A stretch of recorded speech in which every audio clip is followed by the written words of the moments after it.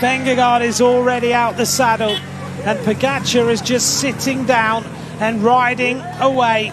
And immediately, that's the answer. One question. Jonas, do you have it? The answer is no.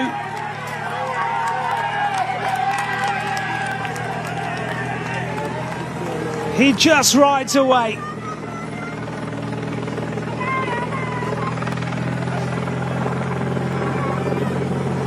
He didn't even have to get out the saddle. He just accelerated, seated, and rode away from Vingegaard as though he was in a different bike race. 800 metres to go to the top. Can Jonas Vingegaard now settle down after his team has done so much work and try and come back? Vingegaard looks over his shoulder. That's a telltale sign. There's no one there. It's literally man against man this afternoon. Remco Evenepoel trying to limit the loss on this mountain. Jorgensen is still on the wheel.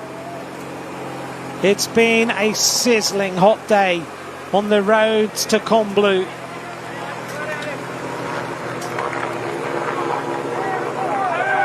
Well, at times today, Visma have taken it on. They've shown their strength. But at the end of the day, you have to have the legs to deliver. And right now, Pogačar has got 14 seconds to the front. And he's already taken 34 on Remco Evenepoel. There is Remco trying to ride his way back. Can he recover in some way? It's so hard to do that on this particular climb. Pogačar is almost at the front of the race. In fact, he's already there. He catches Alex Bourdin. What a day that rider has had, out in the lead on his home roads. Hopefully he'll be on the podium as the most combative rider. But already, Pogačar has taken 20 seconds on Vingegaard.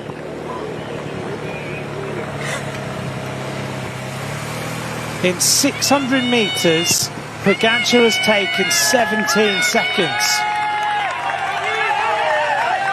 Bourdin tries to stay with the moving world champion, but that's never going to happen.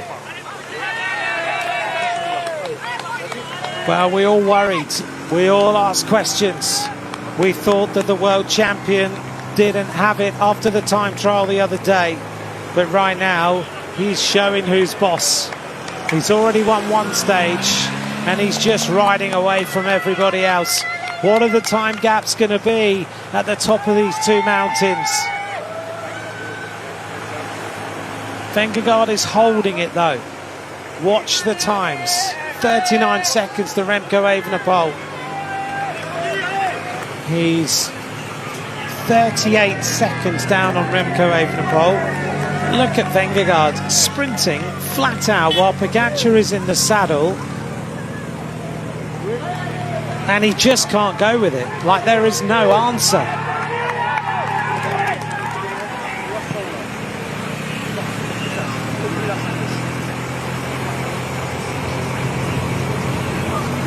Churning this gear over now. He's already taken back the seconds on Remco Evenepoel.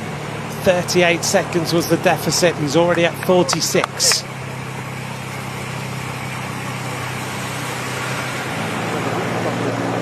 Here's the fight.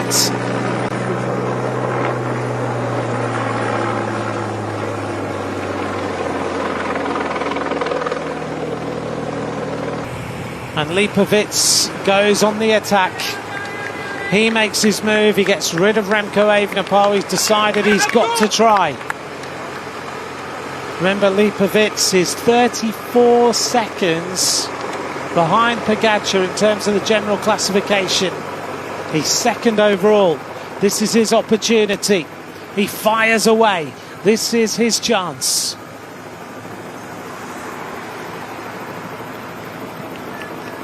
Lipovitz is now emerging as a real challenger in the Tour de France for the podium.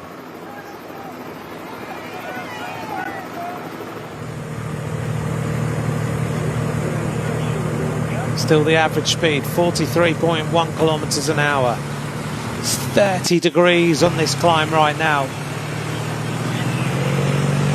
Vingegaard losing 43 right now. So about 21 seconds. There's the shot of Pogačar there on the left-hand side.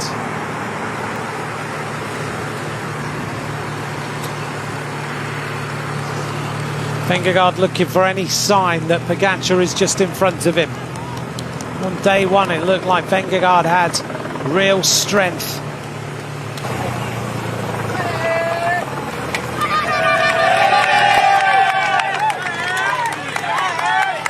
Here's the profile of the final climb of the day.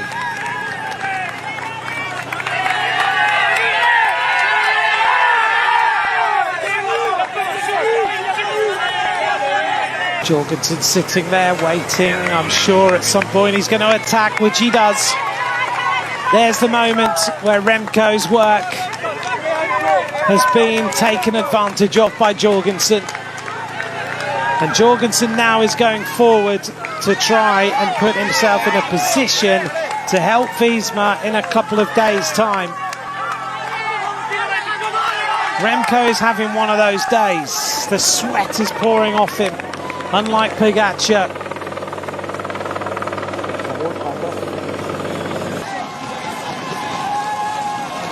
At the top of the Côte de la Croix, there are tears on the faces of the opposition. Pogačar punishes them. 2 stage wins for the world champion.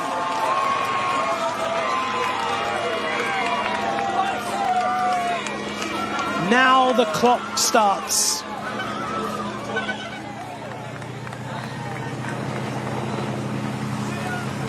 Jonas Vingegaard started today with an advantage of 22 seconds on the world champion in the general classification. That gap has already gone.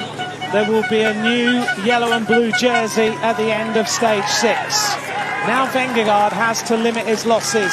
He has 150 metres to go to the top here in Combloux to a massive crowd. He looks like he's managed to limit it a little bit. But the question is whether Pogačar now has blown them mentally for the next few days. And the finish line, it's going to be 1 minute or just a little bit more. 1 minute and 1 second.